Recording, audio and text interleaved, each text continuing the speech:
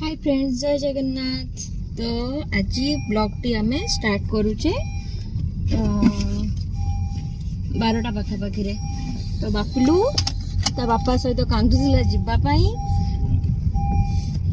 हाय कर हाय हाय कर दे हाय कर दे बापू टे हाय कर देलु बाबला हाय कर दे हाय कर दे। से पूरा व्यस्त अच्छी मोबाइल ले। तो आमर बाहर किसी काम अच्छी टे काम सारिके आसबा तापर कथा हला। आज देखंतु तिरुपतिर वेदर टिके वर्षा पाग करिछि। तो पवन भी दौची पाग जेहेतु एते भल नाही। तो आमे कार रे आज हेतपई आसिलु तिरुपतिर दृश्य टिके देखि दियंतु।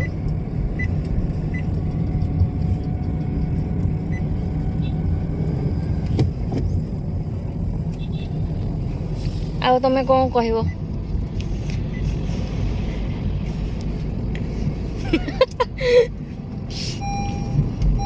पाग बढ़िया अच्छी भल ना कहीं भल अच्छी पाग मेघुआ पाग अच्छी शीत ना खरा भी ना लॉन्ग ड्राइव दरकार शॉर्टकट नहीं बट परिस्थिति अभी ठीक नहीं माने काम रोचे। एबे टेम्परेचर जेहेतु टिके कम अच्छी तो बहुत ठंडा लगुच। तिरुपति जमा भी ठंडा नहीं।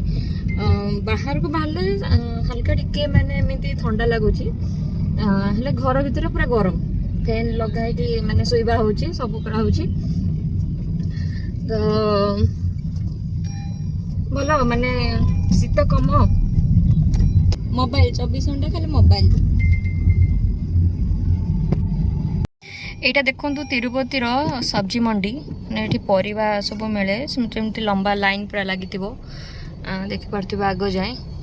तो मेठी भावुछु एठु नबु किछि साग फ्रेश अच्छी।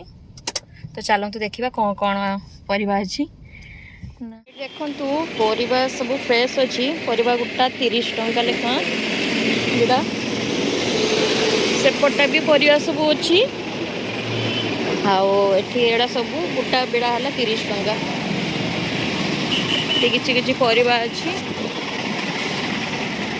ये गोटे प्रॉब्लम हो कि लैंग्वेज प्रॉब्लम कहीं पूरा तेलुगु कहते हिंदी जमा नहीं।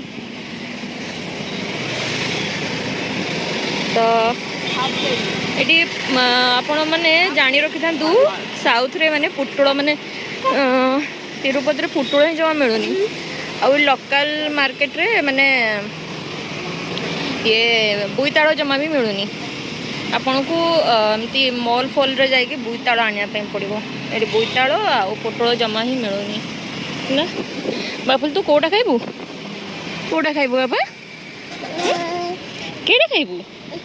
एडा खाइबू?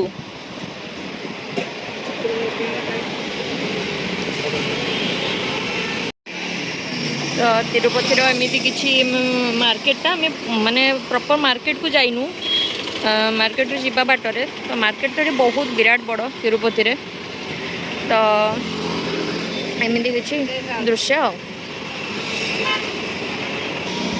ये धनिया पत्र भी सब 30 टंका जहाँ भी ने 30 टंका। ये बहुत रेट सब परिबा जहाँ भी किଣିबे सब रेट। आलू तो 40 टंका आगु थिला एबे 50 टंका अछि। तो ओडिसा रे केते कोन आपण कमेंट करी कहबे आलू रेट केते अछि। तिरुपति रे आपण गोटे जिंस लक्ष्य मु करूची मु करूनी माने आपण भी जब आसबे लक्ष्य करिवे एठी हेलमेट रो जम्मा की यूज नाही। माने हेलमेट की यूज ही करू नांती। पुलिस तो चेकिंग तो बहुत दूर रे छाडंतु पुलिस चेकिंग भी जमा नहीं। आ हेलमेट भी माने केही पिंदु नांती। बोधे टूरिस्ट पाई बोधे एठी चेकिंग नहीं कि को माने के जानी मु भी जानी पारुनी। हमर ओडिसा रे जेमिति हेलमेट माने निहाती पिंधिया दरकार। तो एठी हेलमेट रो माने जम्मा भी केही यूज करना क्यों करंतु माने केही गोटे भी हेलमेट पिंधुचंती कि नहीं देखंतु केही भी हेलमेट नहीं। एबे जणे मु देखली माने गोटे हेलमेट पिंधि कि जणे आसुचंती।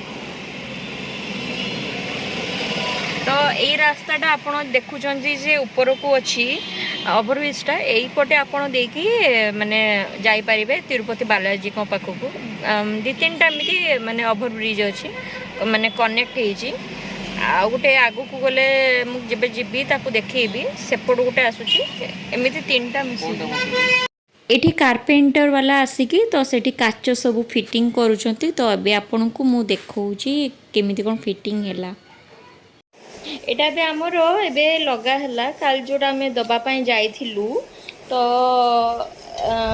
एटा से जतोळ देथिला हमको सफा आनिथिले से ग्लास पके के दे नथिले तो हमको प्रॉब्लम होउथला और गैस ना ग्लास पके नथिलु तापर हमें पळीथिलु ओडिसा सेठु आसिकी टिके सब देह खराब हलारु तो आम आसिकी पुणी ए ग्लास पकाउछु तो भल लगुच नहीं कि प्लीज कमेंट टिके करेंगे तो देखिए मु कहूली आंकु कि एटा प्लेन पकड़ा लगे तो सी कहले कि एटा टिके फुल टिके डिजाइन थो पकेबा ये हमर भात तैयारी छी तो डाली जेहेतु मु करी कालिकार किसी बड़ी तो सेटा हम खाईदेबू यहाँ भजाटा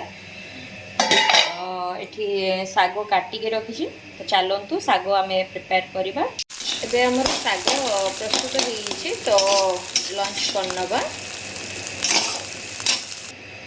सांग माने आज आम गोटे स्वीट आइटम बनेबा तो सेथिपई आम नबा टोस्ट पॉकेट टोस्ट रो किछि व्यवहार होबो आउ अमूल फ्रेश क्रीम नबा आपण चाहिए घरे क्षीर जो मलई से भी यूज करें ना अमूल फ्रेश क्रीम यूज करें जेहेतु मो पाखे थिला तो मुझे को यूज कर तो सांग मैंने आम स्वीट आइटम तैयारी करने प्रथमे 500 ग्राम बॉयल कराई क्षीर को ए देदबा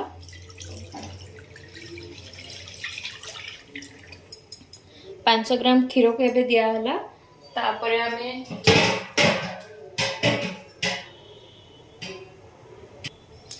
क्षीर को आम पूरा माने जमीती गाढ़ा करने आम क्षीर को टिके छाड़ीदबा मिनिमम तो 10-15 मिनट आम क्षीर को टिके थिकनेस हाँपाई आम क्षीर को छाड़ीदबा तो क्षीर ये आमर रेडी होची एथिरे आम चासनी रे भी टिके कलर पकई पारे आपण नहले आपण घरे केसर थिबो ताले केसर 10-12टा एमती पकई देबे जे एटा ऑप्शनल आपण चाहिए आपण केसर पकई पारे न न पकई पारे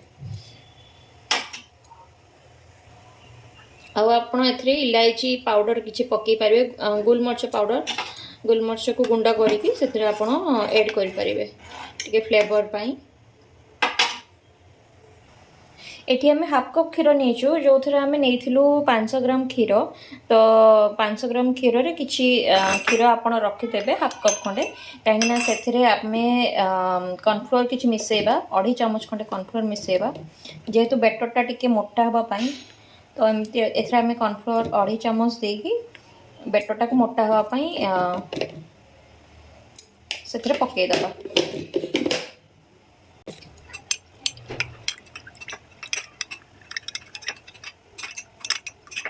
देखु ए फुटवा को लगे तो एबे हमें एट्रे किछि हाफ कप चीनी पकेबा 500 ग्राम क्षीर रे तो आपण हाफ कप चीनी पकेबे हाफ कप चीनी पड़िला ता सहित आपण फ्रेश अमूल क्रीम पकई पारिबे नहले आपण घरे करिथिबा मलई की भी आपण पकई पारिबे तो एथरा हमें क्रीम किछि पकेबू तो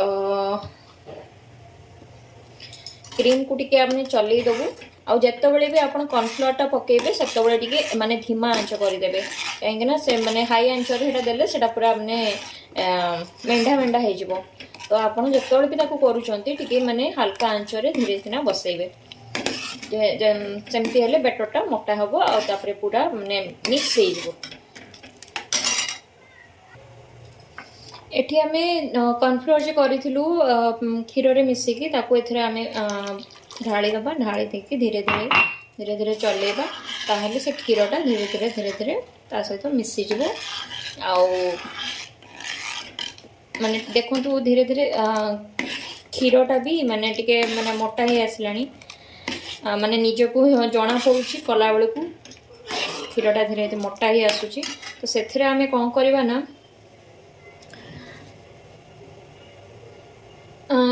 କିଛି ଗୁଜୁରାତି ଗୁଣ୍ଡ କରିକି ଏଥିରେ ମିଶେଇ ଦେବା।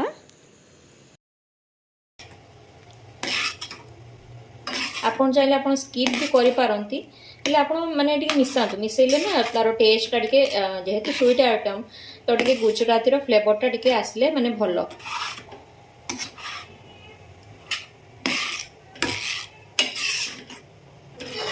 କ୍ଷୀରଟା ଟିକେ ମାନେ ବସିବା ଯାଏଁ ଆମେ ତାକୁ ଛାଡ଼ିଦେବା 5-10 ମିନିଟ୍ ଯାଏଁ।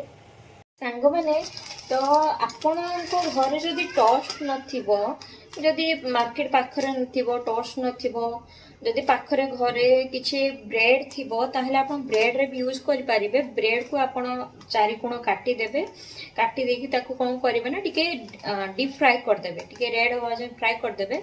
ଫ୍ରାଏ କରିଦେଲେ ବି ଏଇ ସେପ୍ର ଆସିଯିବ, ଟୋଷ୍ଟ ସେପ୍ର। ତ ଆପଣ ବି ଅଲ୍ଟରନେଟ୍ ତାକୁ କରିପାରିବେ। ଯଦି ଆପଣଙ୍କ ପାଖରେ ଟୋଷ୍ଟ ଅଛି ଟୋଷ୍ଟରେ କରନ୍ତୁ, ଯଦି ନାହିଁ ତାହେଲେ ଆପଣ ବ୍ରେଡ୍କୁ ସ୍କିପ୍ କରିପାରିବେ। ଆପଣ ବ୍ରେଡ୍ ବି ସେମିତି କାଟିକି ଏଇ ସାଇଜ୍ର ତାକୁ ବି ଛାଙ୍କିକି ଆପଣ ସେମ୍ ପ୍ରୋସେସ୍ରେ ୟୁଜ୍ କରିପାରିବେ। ଦେଖନ୍ତୁ ଏଠି ପୁରା କେତେ ବହଳିଆ ହେଇ ଆସିଲାଣି। ତ ଆମେ କ'ଣ କରିବା ନା ଟିକେ ଟେଷ୍ଟ କରିବା, ଆର ଟିକେ ପଛ ଏମିତି କରିଦେବା। ପଛ କରିକି ଦେଖିବା କି ଏଇଟା ଏମିତି କନସିଷ୍ଟେନ୍ସିରେ ଆସୁଛି। ଯଦି ଏଇଟା ଏମିତି ଆସୁଥିବ ତାହେଲେ ଜାଣିବେ କି ଏଇଟା ପୁରା ହେଇ ଆସିଲାଣି। ଆପଣ ଯଦି କଲର୍ ଏଡ଼୍ କରିବା ପାଇଁ ଚାହୁଁଛନ୍ତି ଆପଣ ଏଡ଼୍ କରିପାରିବେ। ଯେହେତୁ ଆମେ ଘରେ ମୁଁ ତିଆରି କରୁଛି, ମୁଁ ଆଉ ସେଥିପାଇଁ କଲର୍ ଏଡ଼୍ କଲିନି, କାହିଁକିନା ବିନା କଲର୍ରେ ତ ଆମେ ଖାଇ ହେବ। ତ ଆମେ କିଛି ସମୟ ଆକୁ ବନ୍ଦ କରିଦେବା। ବନ୍ଦ କରିକି ଟିକେ ଥଣ୍ଡା ହେବା ପାଇଁ ଛାଡ଼ିଦେବା। ତାପରେ ଆମେ ପ୍ରୋସେସ୍ ପୁଣି ଷ୍ଟାର୍ଟ କରିବା। ଏଠି ଆମର ଚାଶନି ଯେ କରିଥିଲି ତାକୁ ଏଠି କରିକି ରେଡ଼ି କରିଦେଇଛି। ତ ଆମେ ଏବେ ଟୋଷ୍ଟକୁ କ'ଣ କରିବା, ଧୀରେ ଧୀରେ ଏଠି ଆମେ ରଖିବା।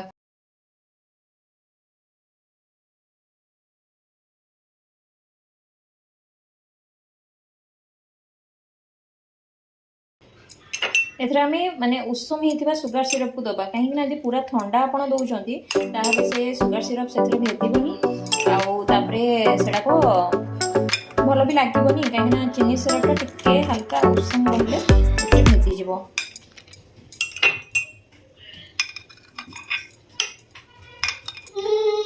ଏଠି ବାପୁଲ ଆସିକି ମୋତେ ଟାଣିଲାଣି, ତା ଖାଲି ମାମା ଦରକାର। 24 ଘଣ୍ଟା ମାମା ଛଡ଼ା ଆଉ କିଛି ଦରକାର ନାହିଁ।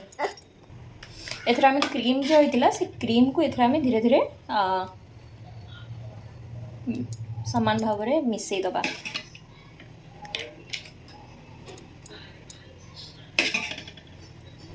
ଆପଣ ନିହାତି ଏଇଟା ଘରେ କରିକି ଖାଇବେ, ଦେଖିବେ ଭଲ ଲାଗିବ। ବେଶୀ କିଛି ଝଞ୍ଝଟ ନାହିଁ କି ଜିନିଷ ବେଶୀ କିଛି ଦରକାର ନାହିଁ, ଅଳ୍ପ ଜିନିଷରେ ହେଇଯିବ। ଆମେ ଆଉ ଗୋଟେ ଆକୁ ଲେୟାର ଦେବା, କାହିଁକିନା ଏଇଟା ଗୋଟେ ଲେୟାର ଗଲା, ତାପରେ ଆଉ ଗୋଟେ ଲେୟାର ଦେଇକି ମୁଁ ଆପଣଙ୍କୁ ଫାଇନାଲ୍ ଇଏଟା ଦେଖାଉଛି ହେଲା। ଏବେ ଆମେ ସେକେଣ୍ଡ ଲେୟାର କରିଦେଇଛୁ। ସେକେଣ୍ଡ ଲେୟାରରେ ଆମେ ପୁଣି ଚିନି ସିରପଟାକୁ ଆମେ ତାକୁ ଡିପ୍ କରିଦେବା ଭଲସେ। ଚିନି ସିରପ ଡିପ୍ କରି ସାରିଲା ପରେ ଆମେ ତାକୁ ପୁଣି କ୍ରିମ୍ ଏଥିରେ ପୁରେଇ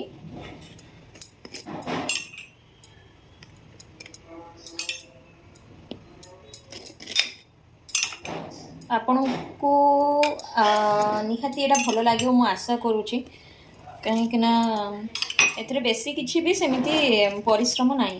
ତ ଆପଣ ଭାବୁଥିବେ କି ପରିଶ୍ରମ ବହୁତ ଅଛି, ତ ସେମିତି କିଛି ବେଶୀ ପରିଶ୍ରମ ନାହିଁ। ଆମେ ଏଇଟାକୁ ସବୁ ଏଥିରେ ମିଶାଇ ଦେବା। ତାପରେ ତା ଉପରେ କ୍ରିମ୍ଟା ଫାଇନାଲ୍ କ୍ରିମ୍ଟା ଢାଳିଦେବା। ମୁଁ ଭାବୁଥିଲି କ୍ରିମ୍ଟା ମାନେ ଅଧିକା ହେବ, ହେଲେ ଅଧିକ କିଛି ନାହିଁ, ମାନେ ପୁରା ଠିକ୍ଠାକ୍ ହେଇଯିବ ଲାଗୁଛି। ଯଦିବ ବେଶୀ ମାନେ ବଳିବନି, ହେଲେ ପୁରା ପରଫେକ୍ଟ ହେବ ଲାଗୁଛି।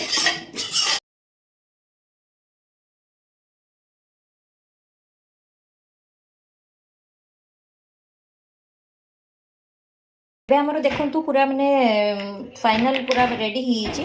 ଖାଲି ଏଥିରେ ଆମେ ଗାର୍ନିସିଂ କିଛି କରିବା। ଆପଣ ଚାହିଁଲେ ଏଟାକୁ ଗାର୍ନିସିଂ କରିପାରିବେ, ନହେଲେ ନ କରିପାରିବେ। ଏଥିରେ ଆମେ କିଛି ଆଲମଣ୍ଡ ଆଉ କିଛି ପିସ୍ତା ଏମିତି ପକେଇକି ଗାର୍ନିସିଂ କରିବେ। ରୋଜ୍ ପେଟାଲ ବି କିଛି ଆପଣ ପକେଇ ପାରିବେ, ମାନେ ସୁନ୍ଦର ଦେଖା ହେବା ପାଇଁ। ଆପଣ ଫ୍ରିଜ୍ରେ ମିନିମମ୍ 1.5 ଘଣ୍ଟାରୁ 2 ଘଣ୍ଟା ରଖିବେ, ପୁରା ସେଟ୍ ହେବା ପାଇଁ ରଖିବେ। ତାପରେ ଆପଣ ଆକୁ ଖାଇପାରିବେ।